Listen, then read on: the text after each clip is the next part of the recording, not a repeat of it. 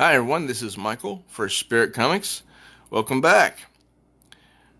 This is going to be my review of Hellwitch Hellbourne #1. If you're new to my channel, please do subscribe. Also, drop a like and share this video with others, and don't forget to comment, because that will help out greatly. Also, before I begin, I would like to stress, this comic book contains some images that are not suitable for those who may have no inkling of what it is to be intimate with another. So, if you don't want little eyes to know about that, then get them out of the room. Okay, you've been warned. This is the cover of Hellwitch Hellbourne #1. I really love the way that light and dark was used to accent this character, because it really makes her stand out. I've seen other variations of this cover, and it's just not as good. Because these days there are variants of any comic book cover, but this is the standard edition. Now, this is the origin of Hellwitch, and of course it begins in Hell, the city of Dis. And it opens up with, a bloody battle right off the bat, and they're trying to find someone, and this is the someone that they're trying to find: a slave that they call Hellwitch. Well, at this point she's not a slave, but this is after the origin. This is the past right here. It shows where she grew up and how she was treated. This is a fictional story, so don't get your knickers in a bunch. I just love the artwork in here. I'm not sure if you can see it, but the fire in the distance behind her and the way it glows, it's just beautiful. Then this page shows the queen of the hive, which she serves, and is a main character. And the queen says, "Am I boring you, Drad? What's more important than your hive queen's attention?" "It's nothing." And you can tell this is the queen because look at those wings. All encompassing.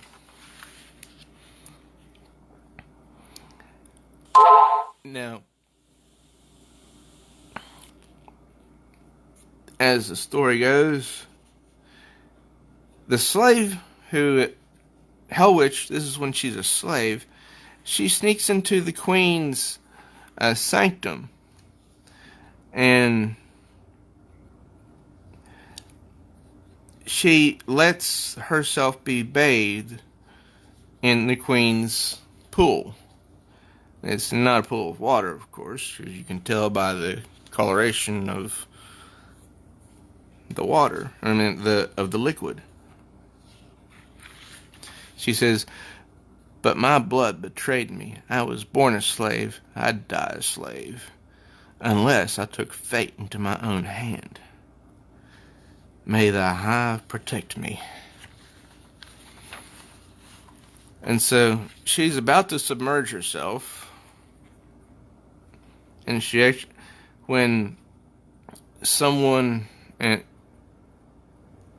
when she's captured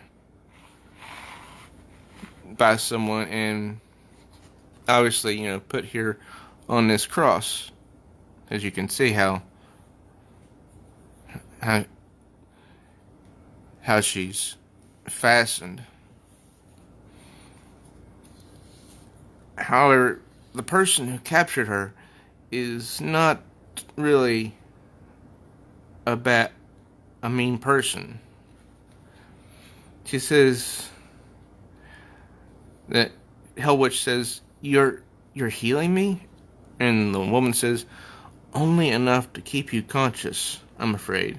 The Queen wants you awake, so you'll feel every agonizing moment of your punishment. Wish I could release you from your pain. I'm so very sorry. And so over the page, Hellwitch escapes.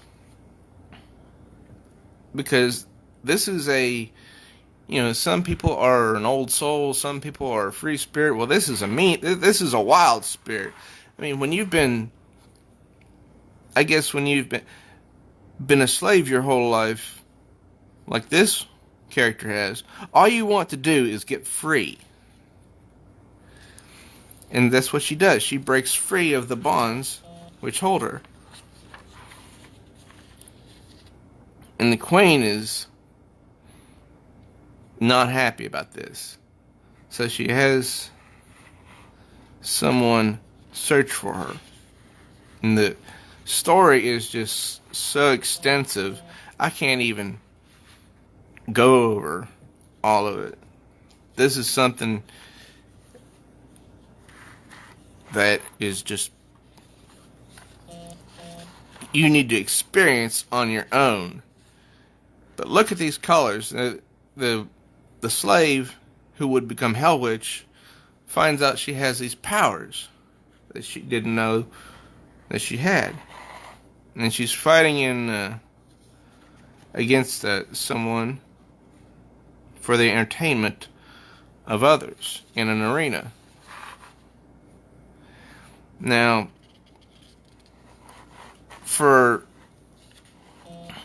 I'm purposely going to, there's some pages I'm purposely going to avoid showing because I don't think most people would appreciate them.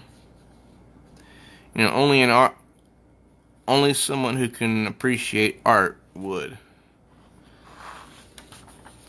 And her captor, as you can see, that captured her a few pages back, is actually, to put it lightly, enamored with her. So, Hellwitch continues to tell her story of how she's struggling to get free. And this is a guest of the Queen. And the guest has her own champion, and that one fighting against Hellwitch.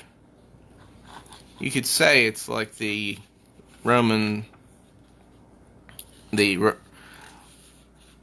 old Romans who would,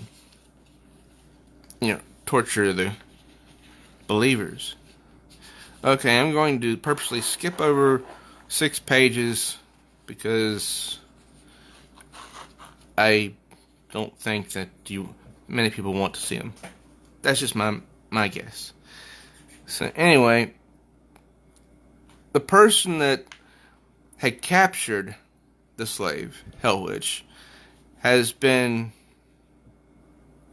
arrested by the Queen, and she's been chopped in half. Now, it's amazing how this woman can still breathe when she's hanging there with only half of her body. So the guest of the Queen tells her champion to, basically kill her, because she's already pretty much dead anyway, since she has half of her body left. That does not go well over with the slave. She vows to return and take the Queen down because she's cast into some type of pit for what was to be 1,000 years or so. But she was so mad that it didn't last 1,000 years. She came back, and now she's fully equipped to take out everybody that's done her wrong. And she even takes out the guest of the queen, who, you know, this guest is equally evil. You know, they're all... Yeah. Evidently, in this iteration of hell, it's like it's taking the notion of survival of the fittest and turning it up to 11. The artwork, you know, just I'm not sure if you can see this or not, but the artwork is beautiful. The detail of every character, of every inch of every character, is just wonderful. This is not a book of simplistic artwork. No, this is beautiful artwork, because someone really knows what they're doing, and I have to applaud the artist. And still, at this point,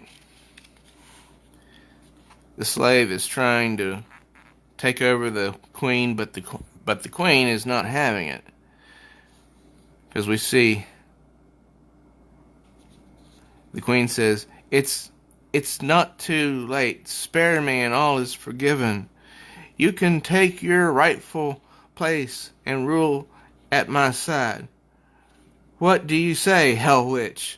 Now, anyone who's ever watched a show or read any type of comic book about that has the good versus evil aspect in it knows that when the main bad guy says, "You can rule by my side," they're actually lying.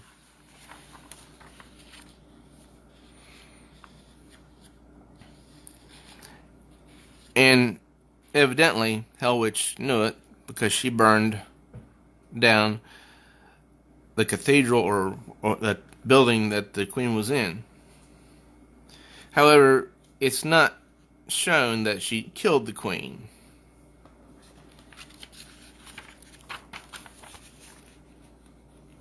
I mean, it's shown that she killed all of the queen's minions, but not the queen herself. And this is toward the end of the book, where it goes back to present day, because if you can see up here, it says now. And her servants are trying to heal her or something, and her eyes are shut, but she's conscious because she's thinking.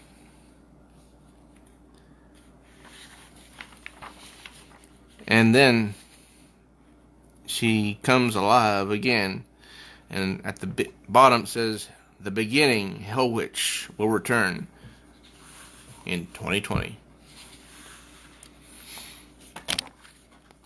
So I enjoyed this, and I look forward to the next issue of Hellwitch Hellbourne, and hopefully will be a lot more good story to add on to this one, because this is the origin story of Hellwitch that'll get everything kicked off. I don't know if Lady Death will be stepping into her story or not, but I enjoyed this issue, and I hope you enjoyed this review. If you did, please drop me a like and comment down below, and please share this with others. I am Michael for Spirit Comics. Till next time, true readers.